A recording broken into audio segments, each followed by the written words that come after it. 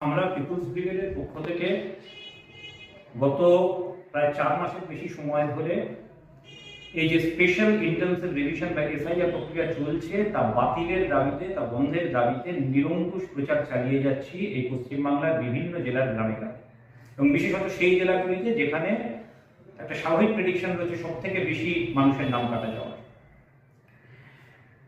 এবং আমরা একটানা বলে আসছিলাম যে আসলে সব দলের মিলিত চক্রের মাধ্যমে প্রক্রিয়াটা চালানো হচ্ছে।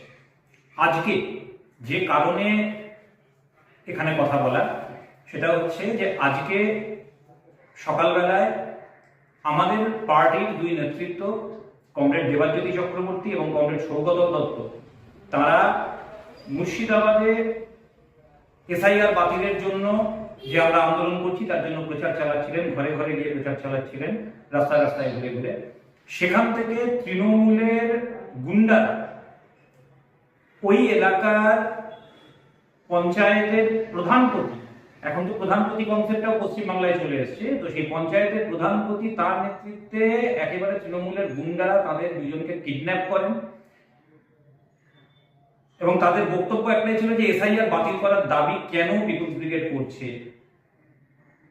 এই ভিত্তিতে তারা কিডন্যাপ করে নিয়ে চলে যান।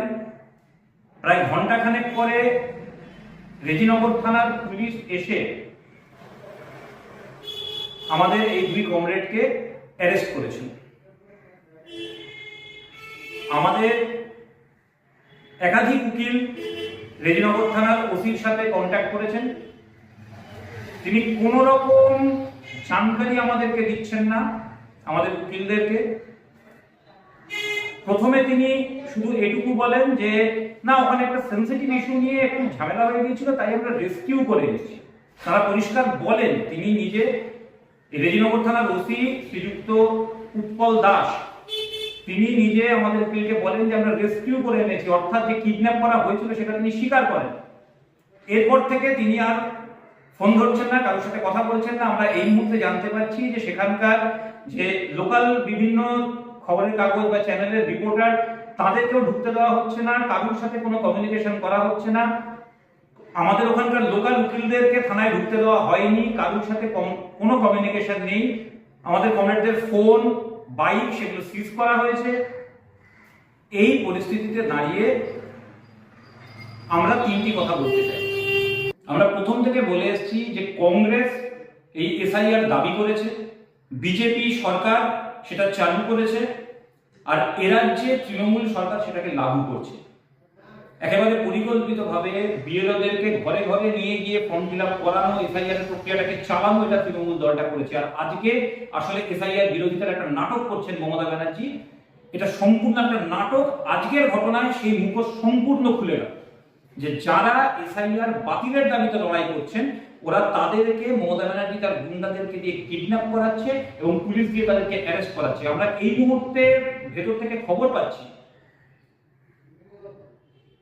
এই প্রশাসনেরই ভেতর থেকে আমরা খবর পাচ্ছি যে তৃণমূলের কোন উচ্চপদস্থ নেতার মদতে এই রেজিনগর থানার ওসি শ্রীযুক্ত উৎপল দাস, তিনি চক্রান্ত করছেন, ষড়যন্ত্র করছেন আমাদের এই দুই নেতৃত্বকে, কমরেড দেবাজ্যোতি চক্রবর্তী এবং কমরেড সৌগত দত্তকে, তাদেরকে মিথ্যা কেসে ফাঁসানোর, এমনকি ছেলে ধরা কেসে পর্যন্ত ফাঁসাতে পারে এরকম কথাবার্তা শোনা যাচ্ছে।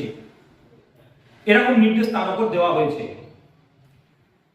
তার সাথে আমি মনে করিয়ে দিতে চাই যে এই ঘটনাটায় একজন মহিলাকে কিডন্যাপ করা হয়েছে এবং পুলিশ তাকে রেস্কিউ করে এনেছে। পুলিশ যদি আজকে হচ্ছে তাদেরকে অ্যারেস্ট করার কথা বলে, তাহলে কোনো মহিলা পুলিশ ছাড়া একজন মহিলাকে অ্যারেস্ট করা হলো কি করে, তার উত্তর তারা দিতে পারবেন না।